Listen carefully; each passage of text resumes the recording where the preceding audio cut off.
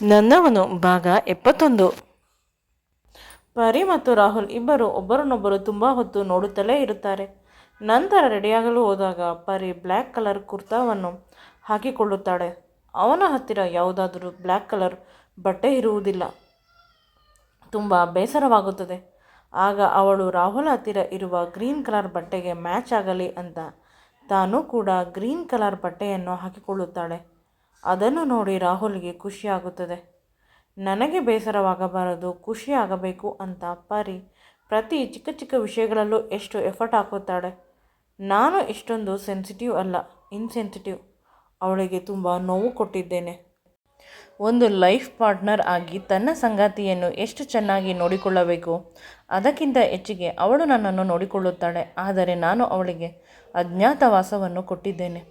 ಪ್ರಪಂಚದ ಎದುರಿಗೆ ಹಿಂದೆ ಹೇಳಿಬಿಡಬಹುದು. ಆದರೆ ನನ್ನ ಅತ್ತೆ ಮತ್ತು ಅತ್ತೆ ಮಗಳು ಪರಿಗೆ ತುಂಬ ತೊಂದರೆ ಮಾಡುತ್ತಾರೆ. ಅವಳ ಬದುಕನ್ನು ನರಕ ಮಾಡಿಬಿಡುತ್ತಾರೆ. ಅವರಿಗೆ ಎಲ್ಲ ತರಹದ ಕೆಲಸಗಳು ಬರುತ್ತದೆ. ಅವರುಗಳ ಕಣ್ಣಿಗೆ ಇವಳು ಕಾಣಬಾರದು ಅಂತ ತುಂಬ ಪ್ರಯತ್ನ ಪಡುತ್ತಿದ್ದೇನೆ.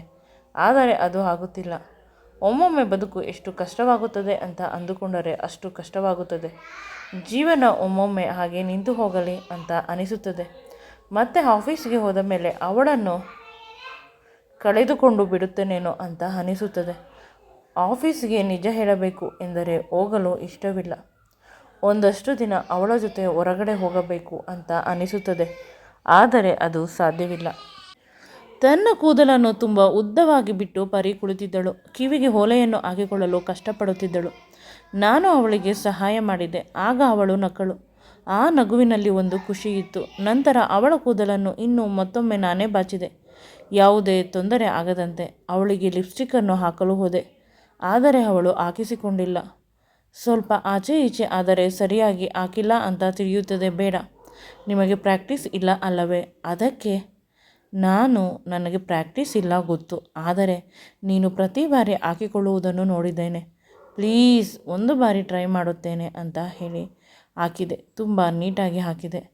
ಆಗ ಅವಳು ಮೊದಲು ಖುಷಿಪಟ್ಟಳು. ಆನಂತರ ಭಯದಿಂದ ನನ್ನ ಮುಖವನ್ನು ನೋಡುತ್ತಾಳೆ. ಅಂದರೆ ನಿಮಗೆ ಪ್ರಾಕ್ಟೀಸ್ ಇದೆ ಅಂತ ಆಯಿತು. ಯಾವ ಹುಡುಗಿಯ ಜೊತೆ ಸಂಬಂಧವಿದೆ? ಸಂಬಂಧವಿತ್ತು. ಸಮಸ್ಯೆ ಏನು ಆಗಿದ್ದು? ನಿಜ ಹೇಳಿ. ಒಮ್ಮೊಮ್ಮೆ ನನಗೂ ಕೂಡ ಹಾಕಲು ಬರುವುದಿಲ್ಲ.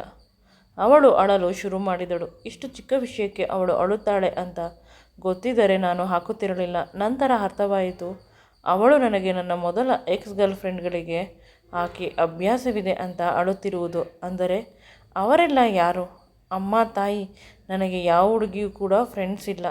ನೀನು ಅಂದುಕೊಳ್ಳುವ ರೀತಿ ಎಲ್ಲರೂ ಬರೀ ಫ್ರೆಂಡ್ಗಳಷ್ಟೇ, ಡೇಟ್ ಮಾಡುತ್ತಿಲ್ಲ.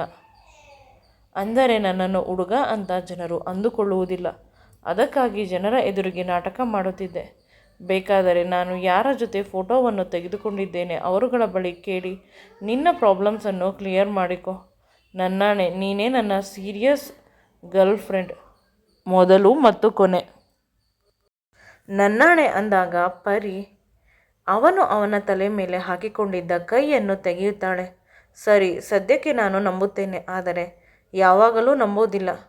ಈ ವಿಷಯದಲ್ಲಿ ನಾನು ತುಂಬ ಪೊಸೆಸಿವ್. ನಿಮ್ಮ ಕಣ್ಣು ಅಕಸ್ಮಾತ್ ನಾನು ಇದ್ದಾಗಲಾಗಲಿ ಇಲ್ಲದೇ ಇದ್ದಾಗ ಆಗಲಿ ಬೇರೆ ಹುಡುಗಿಯ ಕಡೆ ಹೋದರೆ ನಾನು ಸುಮ್ಮನೆ ಇರುವುದಿಲ್ಲ. ನನ್ನ ಸಾಫ್ಟ್ ಕಾರ್ನರ್ ಮಾತ್ರ ನೋಡಿದ್ದೀರಾ. ಇನ್ನೊಂದು ರೂಪವನ್ನು ನೋಡಬೇಡಿ ಪ್ಲೀಸ್. ಅದು ತುಂಬ ಕೆಟ್ಟದಾಗಿರುತ್ತದೆ, ಭಯಾನಕವಾಗಿರುತ್ತದೆ. ಅಷ್ಟು ಭಯಾನಕವಾದ ರೂಪವನ್ನು ನಿಮಗೆ ತೋರಿಸಲು ನನಗೆ ಇಷ್ಟವಿಲ್ಲ. ಮುದ್ದು ಮುದ್ದಾದ ಪರಿಯಾಗಿ ಇದ್ದು ಬಿಡುತ್ತೇನೆ ಅಂತ ನಾನು ಹೇಳಿದೆ. ಆಗ ರಾಹುಲ್ ನಗುತ್ತಾ ನನ್ನನ್ನೇ ನೋಡುತ್ತಾನೆ. ನನಗೂ ಕೂಡ ನನ್ನ ಪರಿಯ ಎಲ್ಲ ರೂಪಗಳನ್ನು ನೋಡಬೇಕು. ನೀನು ನನ್ನವಳು, ನನಗೆ ಮಾತ್ರ ಸ್ವಂತ. ನಿನ್ನನ್ನು ನಾನು ಎಂದು ಬಿಟ್ಟುಕೊಡುವುದಿಲ್ಲ. ಒಂದು ಬಾರಿ ನೀನು ಬಿಟ್ಟು ಹೋಗುತ್ತೇನೆ ಅಂದರೂ ನಾನು ಬಿಡುವುದಿಲ್ಲ, ಕಟ್ಟಿ ಹಾಕುತ್ತೇನೆ. ರಾಹುಲ್ ತುಂಬ ಒಳ್ಳೆಯವನು ಅಂತ ಪರಿಗೆ ಗೊತ್ತಿದ್ದರೂ ಪದೇ ಪದೇ ಈ ರೀತಿ ಹಾಡುತ್ತಾಳೆ. ಇಷ್ಟೊಂದು ಡಿಪೆಂಡ್ ಆದರೆ ಕಷ್ಟ. ಇದನ್ನೆಲ್ಲ ಅಲ್ಲೇ ಪಕ್ಕದಲ್ಲಿ ಕೇಳಿಸಿಕೊಳ್ಳುತ್ತಾ ನಿಂತಿದ್ದ ಪ್ರೀತಿ ಅವಳಿಗೆ ಅವಳು ಅಂದುಕೊಳ್ಳುತ್ತಾಳೆ. ಅವಳು ತುಂಬ ಪ್ರೀತಿಸುತ್ತಿರಬೇಕು ಅವನನ್ನು. ಅಕಸ್ಮಾತ್ ಅವನು ಇಲ್ಲವಾದರೆ ಅಥವಾ ಅವನು ಮೋಸ ಮಾಡಿದರೆ ಎಂದಿಗೂ ಕೂಡ ಅವಳು ಬದುಕುವುದಿಲ್ಲ. ರಾಹುಲ್ ಎಂದೂ ಕೂಡ ಪರಿಯನ್ನು ಬಿಡಬಾರದು, ಆ ರೀತಿ ನಾನು ಕೂಡ ನೋಡಿಕೊಳ್ಳಬೇಕು ಅಂತ ಅಂದುಕೊಂಡು ಅವರ ರೂಮಿನ ಒಳಗಡೆ ಬರುವುದರಲ್ಲಿ ಇರುತ್ತಾಳೆ. ಆಗ ಅವಳು ಅಲ್ಲಿ ನೋಡಬಾರದ ದೃಶ್ಯ ನೋಡಿ ನಾಚಿಕೆ ಪಡುತ್ತಾಳೆ. ಅಲ್ಲಿಂದ ಅವಳು ಹೊರಗಡೆ ಹೊರಟು ಹೋಗುತ್ತಾಳೆ. ಪರಿ ಮತ್ತು ರಾಹುಲ್ ಇಬ್ಬರೂ ಕೂಡ ಪರಸ್ಪರ ಮುತ್ತುಗಳನ್ನು ಕೊಟ್ಟುಕೊಳ್ಳುತ್ತಿರುತ್ತಾರೆ ತುಟಿಗಳಿಗೆ. ಇದು ಇಷ್ಟವಾಗಿದ್ದು ದಿನಕ್ಕೆ ಇಲ್ಲ ಅಂದರೂ ಸುಮಾರು 20ಕ್ಕಿಂತ ಜಾಸ್ತಿ ಕೊಡುತ್ತಾರೆ. ಸ್ವಲ್ಪ ಪ್ರೀತಿಯಾಗಲಿ ದುಃಖವಾಗಲಿ ಲಿಪ್ ಕಿಸ್ಸನ್ನು ಕೊಡುವುದನ್ನು ಬಿಡುವುದಿಲ್ಲ.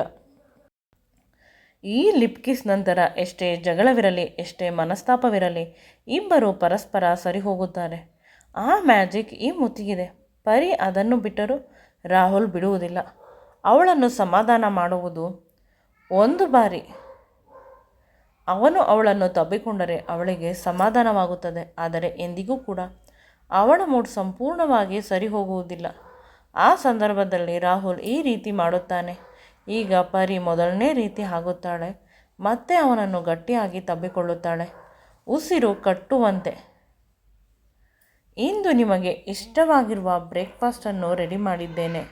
ಅದನ್ನು ನಾನೇ ತಿನ್ನಿಸುತ್ತೇನೆ, ನಿಮಗೆ ತಿನ್ನಲು ಬರುವುದಿಲ್ಲ. ರಾಹುಲ್ ಪ್ರಪಂಚದ ಎಲ್ಲ ವೆರೈಟಿ ಆಗಿರುವ ಬ್ರೇಕ್ಫಾಸ್ಟ್ಗಳನ್ನು ನಾನು ಟೇಸ್ಟ್ ಮಾಡಿರುವೆ. ನೀನು ಹೇಳಿದ್ದು ಯಾವುದು, ಬನ್ನಿ ನೀವೇ ನೋಡುವಿರಿ ಅಂತ ಕರೆದುಕೊಂಡು ಹೋಗುತ್ತಾಳೆ.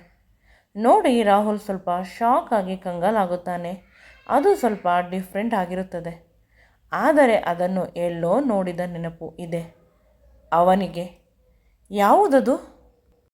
ಈ ವಿಡಿಯೋ ನಿಮಗೆ ಇಷ್ಟವಾಗಿದ್ದಲ್ಲಿ ನನ್ನ ಚಾನಲನ್ನು ಲೈಕ್ ಮಾಡಿ, ಶೇರ್ ಮಾಡಿ ಮತ್ತು ಸಬ್ಸ್ಕ್ರೈಬ್ ಮಾಡಿ.